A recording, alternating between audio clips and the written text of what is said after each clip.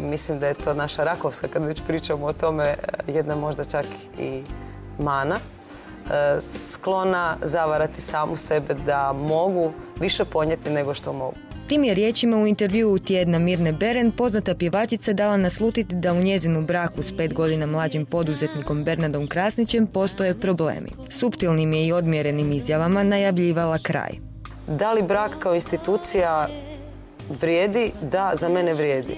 I da, ne daj Bože, sutra u mom slučaju se pokaže suprot, ne biš opet vjerovala u brak. Štiteći svoju privatnost, Nina je prošli tjedan izbjegavala direktan odgovor, no pismom upućenim javnosti pjevačica je danas potvrdila ono o čemu se posljednjih mjeseci potiho pričalo u gradskim kuloarima. Nina i Bernard se razvode. Smogli smo napokon snage i sami sebi priznali da su naše razlike nepomirljive i da je naše nerazumijevanje, nažalost, postala naša svakodnevnica, a ne iznimka.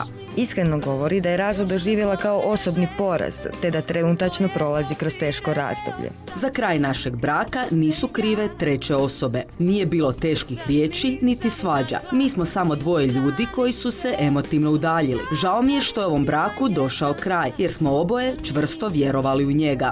Unatoč ljubavnom krahu i neispunjenim očekivanjima, vjeru u ljubav nije izgubila.